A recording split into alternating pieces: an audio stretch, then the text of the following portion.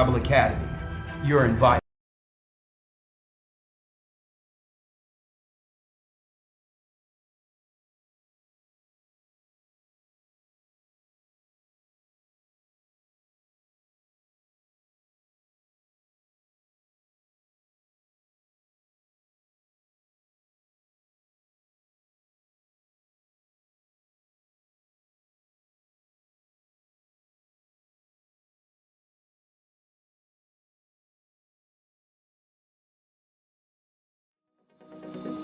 Living in a strange land where we don't belong,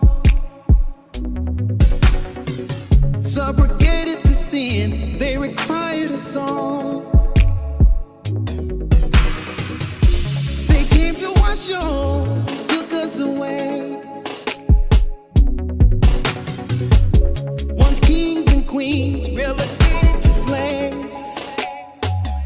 Oh, bring me home. Take me to Georgia, over the water. Jerusalem calling, she's our mother. I hear her calling for me. She's calling, exiled in Babylon, all alone. He's coming to me, I'm remembering. It's in Deuteronomy. I'm praying to God, come set us free. Set us free. The nation's programmed our brains to look the other way. We were lost and ashamed, living confused with no hope. Walk around with my head hanging low. Spirit was crying for change, then you revealed your name. From the sides of the north, a strong wind carried me. I seen a vision of this beautiful land. In the midst of the wind, I heard the angels sing. Welcome back home. Welcome, Zion. Welcome home, Zion. By the rivers of Babylon, there we sat down. Yea, we wept when we remembered Zion. We hanged our harps upon the willows in the midst thereof. For there, they that carried us away captive required of us a song. And they that wasted us required mirth, saying, sing us one of the songs of Zion.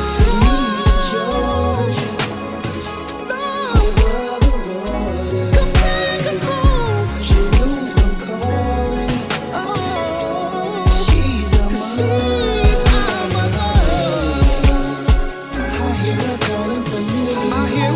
She's calling, exiled in Babylon, all alone.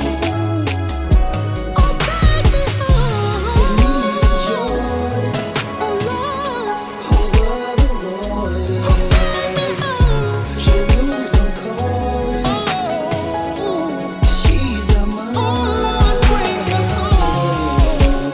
I hear her calling for me. She's calling, exiled in Babylon, all alone. Bring me home.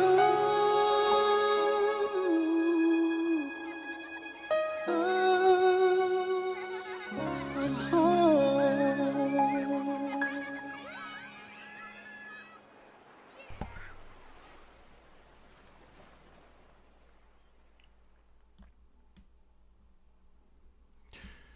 Shalom, family, and welcome to our Friday evening Patreon check-in. This is Elder Lawya filling in for Elder Rawchaa, who is currently with his family.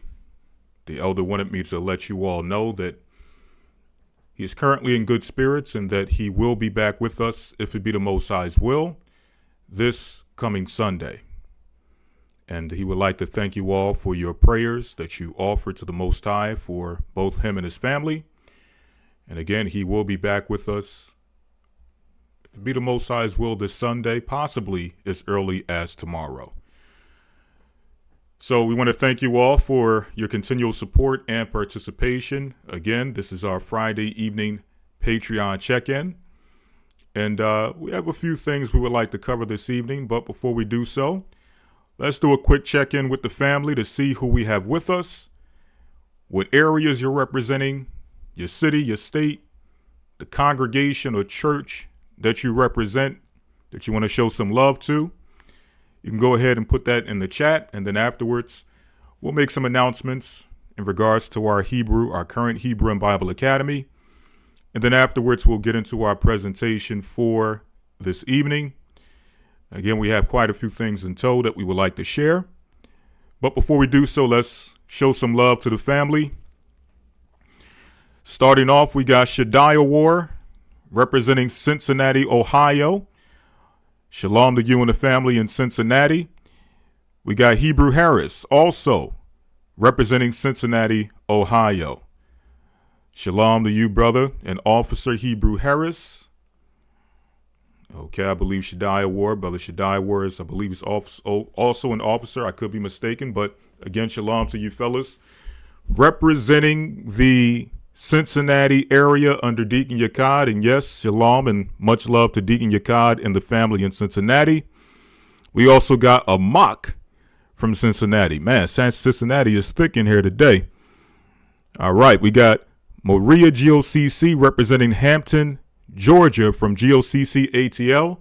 Shalom to you, Sister Maria, and the family out there in the ATL, the GOCC congregation there under Bishop Baruch, Deacon Abdiel.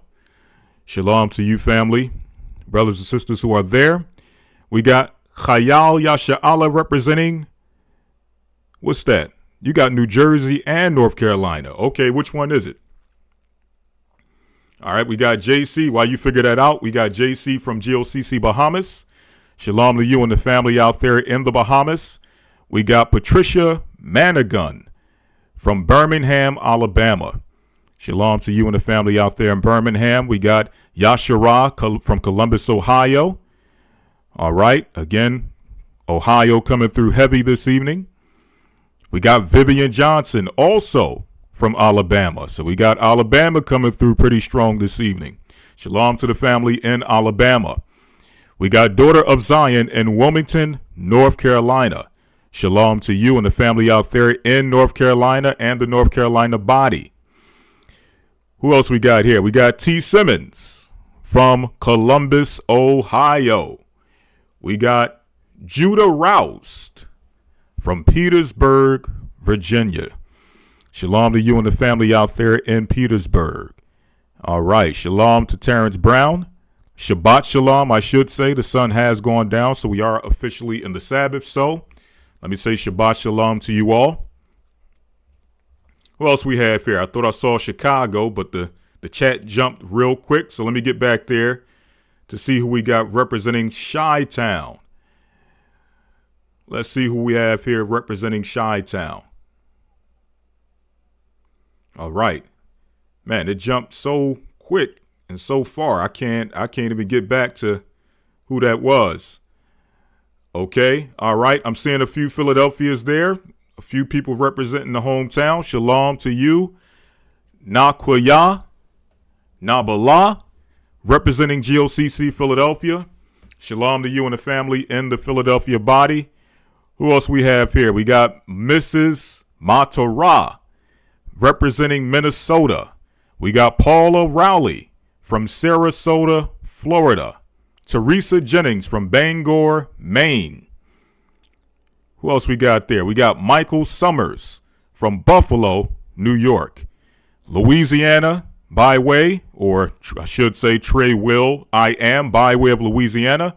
Who else we got here? We got Tracy Chandler, another family member from Ohio.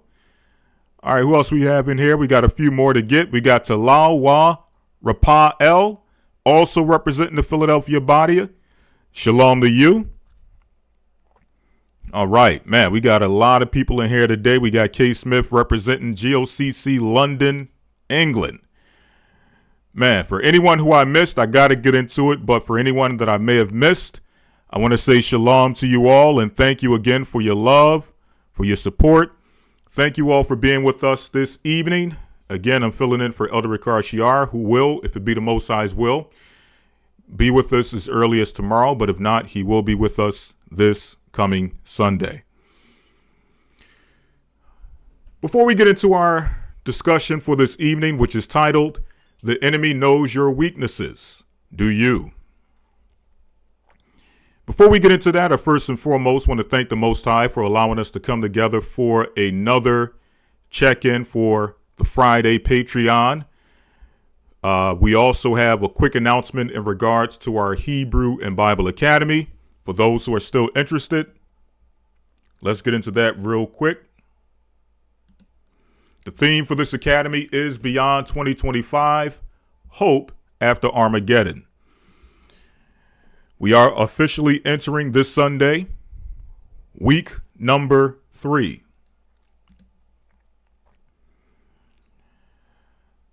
So to kind of give you some understanding to the theme for this academy, we're dealing with the understanding of Armageddon and the purpose of Armageddon. Why understanding Armageddon's purpose is key to hope, dispelling common misconceptions about total annihilation, Revelation 21 and 22, which is God's explicit promise, a new hope, a new heaven, and a new earth. The absence of tears, pain, and death, literal promise, what daily life could look like in a perfectly restored world, the promise of harmony, abundance, and direct contact with God, which is what we all desire, what we are laboring for, what we all pray for, and what we all hope to receive at the end of this. So we're all looking for life on a renewed earth, and that's what this whole academy is about. This coming Sunday, we're going to be going into a lesson titled The Promised Seed. We can't talk about the kingdom without first dealing with the seed or the nation to whom the kingdom was promised. And we understand that it is through that seed that we received the Messiah, and that the Messiah would fulfill all the prophecies and all the promises that would result and that would be fulfilled ultimately with his kingdom on earth. So that's going to be a very important lesson as we deal in this academy.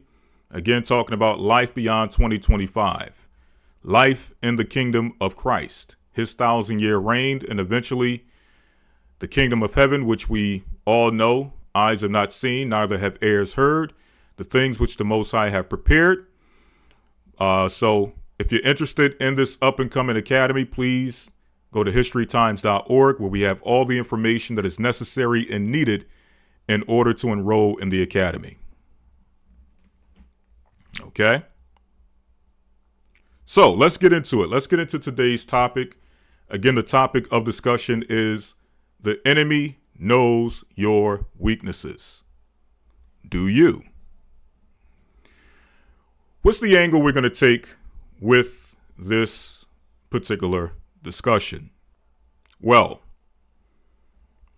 we're going to use a few examples, both relevant to today, but also we're going to use some examples from history. Although recent history, it's history nonetheless. And we're going to show that the enemy really hasn't changed his method of attacking and eventually causing the downfall. And when I say causing the downfall, meaning the enemy has methods, he has tactics, he has what the Bible calls wiles. Okay, by wiles, meaning the methodology that one would use in order to capture, to divide and conquer, and eventually destroy either a movement or an individual. And usually when we see the takedown happening before us, usually the first, the first thought process, or the the mode of operation is usually to look at things from the conspiratorial aspect. And when I say the conspiratorial aspect, I'm going to give you some examples, but basically what I mean is that when we see the takedown or we see the fall of a movement or we see the fall of an individual, usually we examine things from the perspective of, well, this is another classic case of the enemy at work. An enemy setting somebody up, an enemy charging a person of crimes they may have not committed. Okay, someone being falsely accused, or we go into basically how the person was set up, which led them to be in the predicament that they're currently in. Now, even though we do believe in conspiracy, and again, conspiracy, it's become a negative term, but we understand that a conspiracy is simply an attempt by two or more people, to commit an act, usually a criminal act, to cause the downfall of another person. Okay? That's all a conspiracy is. But we understand that in this time, conspiracy is automatically associated with conspiracy theory, which is somebody theorizing that there may have been a conspiracy at hand, which may have led to a particular event taking place. Right? But getting back to the point, we believe that conspiracies do take place to cause the downfall of both movements, organizations, as well as prominent individuals. We can go into the Bible and see plenty of examples of conspiracies. We've seen the conspiracy of Joseph's brethren conspiring against him to have him sold eventually to the Egyptians. Okay? Or the conspiracy led to him being sold to the Egyptians. That was a conspiracy. We've seen a conspiracy against Daniel, which led to him being thrown into the lion's den. We've seen a conspiracy against the three holy children, Meshach, Shadrach, and Abednego, which eventually led them to being cast into the fiery furnace. We've seen the conspiracy of Haman against the Israelites in the Persian Empire. And ultimately, we all seen the conspiracy of the chief priest, the scribes, and the Pharisees, along with Judas Iscariot, which led to Christ being crucified. So we believe in conspiracies. The Bible teaches us and gives us plenty of examples of conspiracies. In fact, when you want to talk about conspiracies against either an organized body of people, an organization, or a nation of people, the book of Psalms, the 83rd chapter, teaches us what? That the nations conspired against the people of God. The Gentiles conspired against the children of Israel. The goal of the conspiracy was to wipe out the name of Israel from existence. So again, we see examples all throughout the Bible of conspiracy, but ultimately, and I'm getting back to the point of the examples we're going to show. Ultimately, after looking at things from the conspiratorial aspect, after viewing how the enemy may have had his hand in the downfall of an organization or the downfall of an individual, eventually, we have to look at it from the other side. The other side being, what did the individual do that led to the enemy gaining access? What did the individual do? What sins or what iniquities? What improprieties was an individual dealing with that allowed the enemy to now activate a conspiracy? How did the enemy know what to use and how to use it to cause the downfall of this individual? Because the same way we can go into the Bible and we can see the conspiracies, we can see the examples of people coming together and conspiring to cause one's downfall. The Bible also tells us in Romans 15:3. In fact, let me read it real quick. Romans 15:3.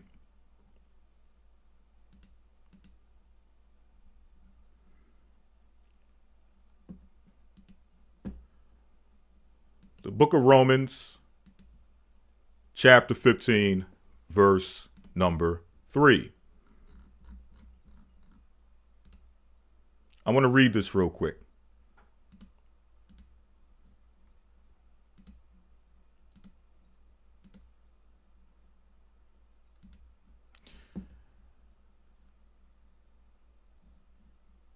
All right, that's 1 Corinthians. Let's get Romans 15:3.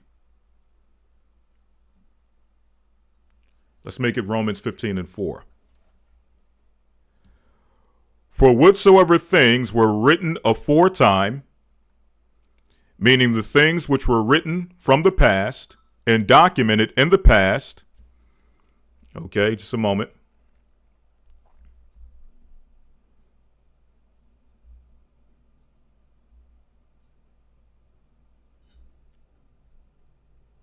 All right. So the things which were written aforetime, meaning the things which were documented in the past, were written for our learning. So the point I'm making is that the other side of this is that when we see certain things take place where a person falls before the world, or their sins and their iniquities, their transgressions, their improprieties, their shortcomings are documented for the whole world to see.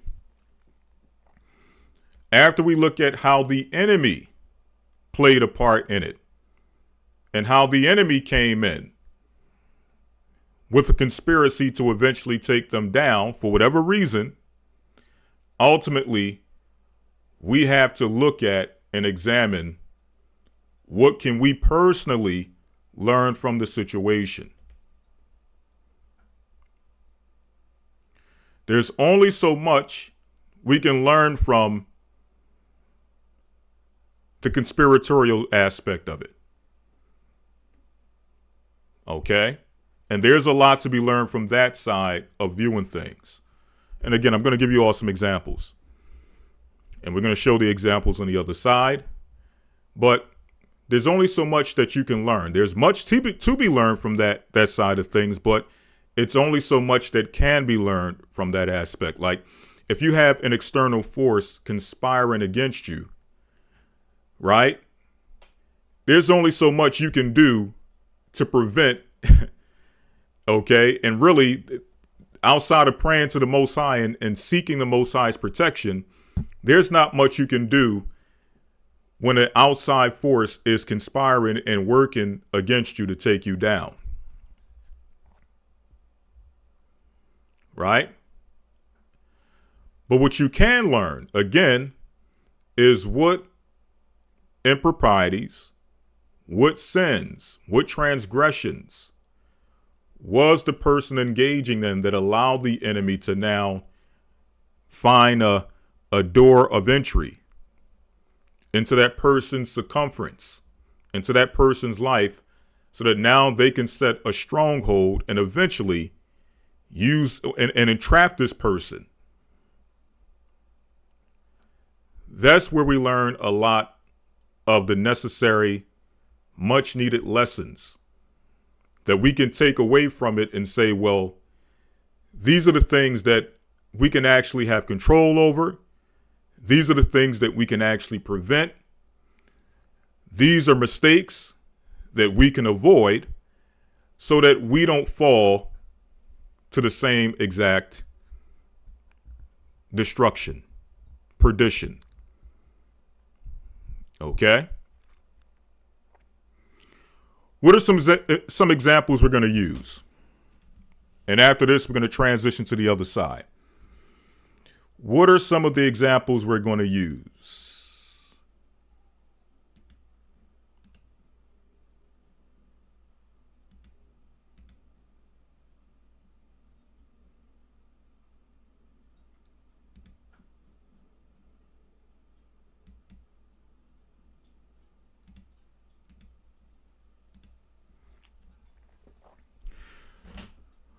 We've all seen this play out. We've all seen the outcome of this debacle, okay, that was set out for the world to see. Right? Again, this goes back, this lends to what I was stating earlier. A person's sins, a person's improprieties, their shortcomings, and whatever else they're dealing with being laid out for the world to see and for the world to judge. And again, seeing how this all went down, we can get into the conspiratorial aspect of it and look at what elements were at play which led to this, okay, coming out, or the outcome that, eventually this brother received, which was a lengthy prison sentence. Okay, we can look at where the justice system was skewed. We can look at the railroading in the sense of a documentary coming out, and when you really get into the documentary and not deal with the emotion of it and the crying and all those things and the violins playing in the background, and you examine what people are saying, what you find is that you had people who at some point were complicit in the actions and for whatever reason is now using the documentary to excuse themselves and to provide excuses as to why at some point they were complicit, but now looking back on it, well, really we weren't complicit. It was really abuse or anything of that nature, right? Or things of that nature. So we can get into all of that. But ultimately, if we just deal with it from that perspective, there's only so much that we can learn. What about some of the things that were in this man's control?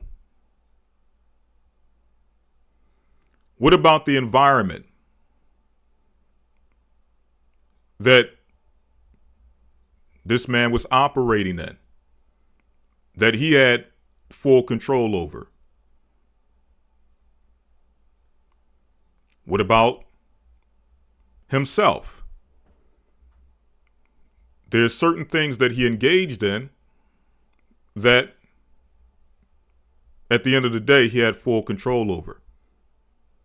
And if he exercised self-control within himself, if he operated within an environment that was conducive for self-control, we can all agree that he probably wouldn't be in the situation he's in. We can most likely agree, 99.9% agree, that the enemy would not have gained a stronghold or a footing into his life and his home if he wasn't engaging in certain things which we know one ought not to do. We can get into, well, other people do it, and this is normal in that environment.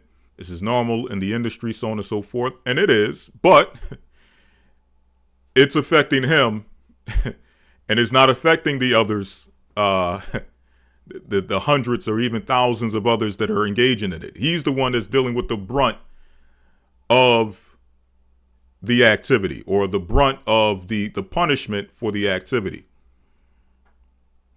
Okay? So ultimately, you have to look at, well,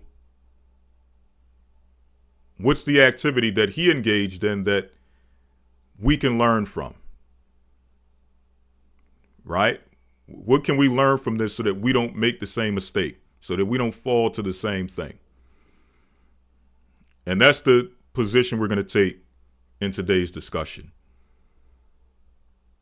The enemy knew his weaknesses. The question is, did he?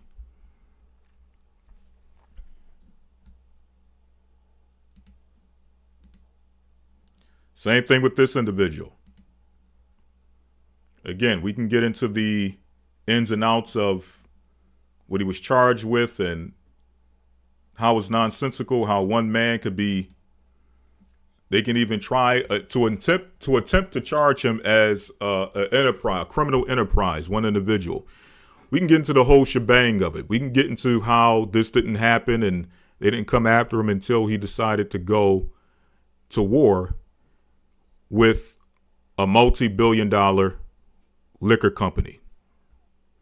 We can get into all of that. And you know what? If you did, you'll be 100% correct in your assessment. But again, what environment was he engaging in that allowed the enemy to use it, eventually to use it against him? Not to say that he's the only one engaged in that environment.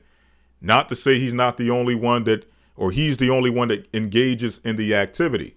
Again, it's a whole industry of people, thousands, that engage in these activities that came out in his case. But again, he's dealing with the brunt of what comes with when the enemy decides to open the door, to open the files, and show your transgressions before the world, and eventually punish you for those activities as a crime. He's having to deal with this. Okay?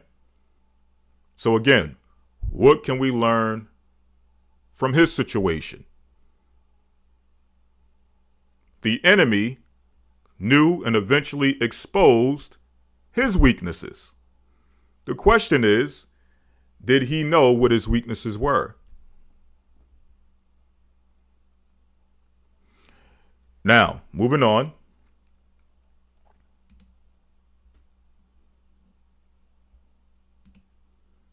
We seeing this cat in the tabloids a lot for quite a few different things. Okay, the latest being an incident in which he is charged with, let's say, what term I want to use here. He's charged with doing bodily harm to someone who he employed. Right now, it's just charges. It's not anything concrete. For the most part, right now, it's rumor. But again, this is in conjunction with a lot of other things that he is engaged with at this time. Okay, a lot of other improprieties that's coming out on this individual, this brother. What can we learn from him? What can we learn from his situation? Okay, do we look at it from the standpoint of they're trying to set him up, they're trying to take another one down? And if you came with that perspective, I would give it a listen. I would give it a hear if you presented a good enough claim. But again, ultimately, what can you personally take from this situation that you can, something concrete that you can take away and say that, well, regardless or not if it's a conspiracy to take this man down, what can I learn from the situation so that I don't end up in the same predicament? And then we're going to ask ourselves, are these accusations and these activities, are they exclusive to people in the entertainment industry? Is this the first time that we've had people who are considered prominent either in our communities for whatever reason. Is this the first time that they have been accused of certain activities that are deemed reprehensible? Is this the first time? And again, is it only exclusive to the entertainment world? What about the conscience world? The revolutionary world? The pro-black world? We'll put it that way, the conscious world.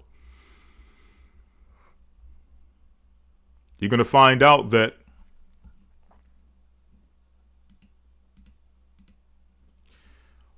whole prominent organizations have been tarnished.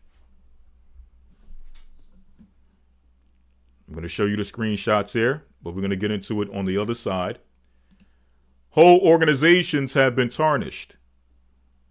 Reputations damaged and destroyed based on some of the same stuff that you're hearing from these individuals. We're going to have a look at the Black Panthers.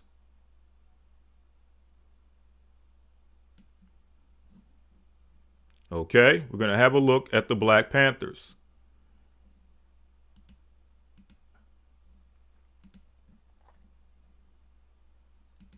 One moment.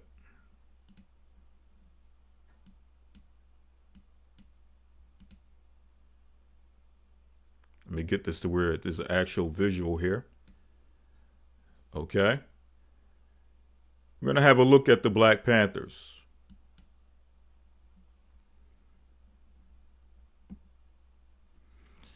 We're also going to have a look at the Nation of Islam. Two, at one point, very prominent organizations, predominantly in the black community.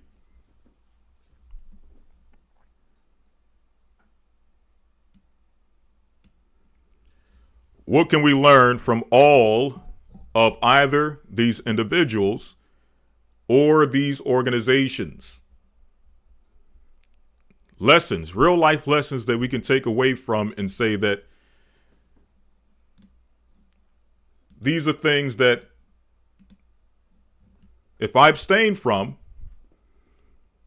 I give myself a better chance of not being tarnished, destroyed, or railroaded by the enemy.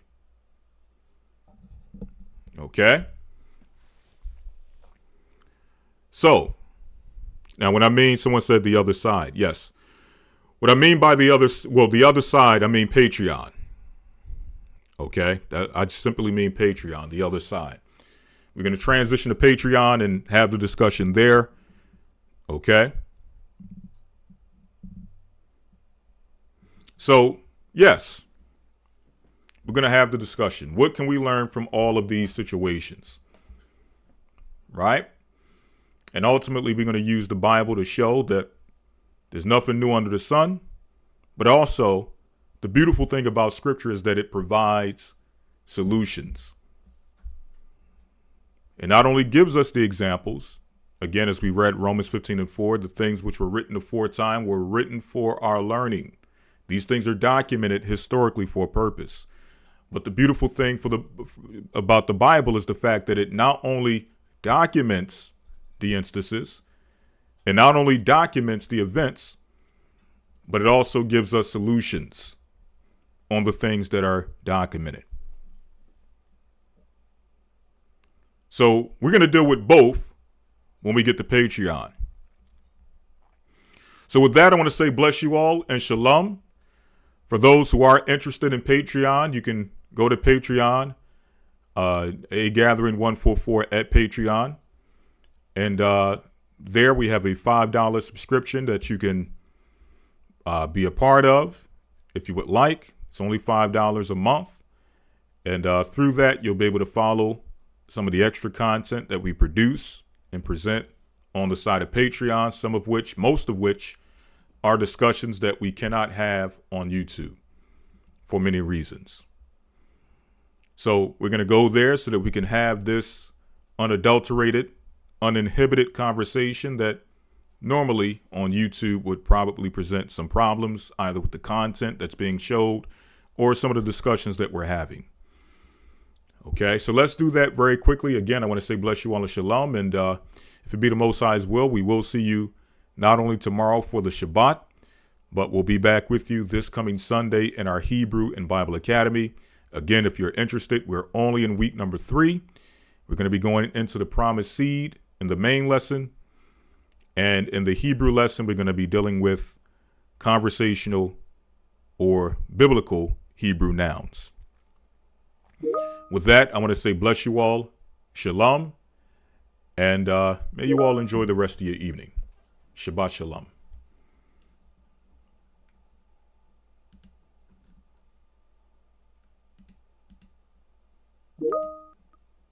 The scriptures, when we go throughout extra biblical records, we find that the language Bible Academy. You're invited.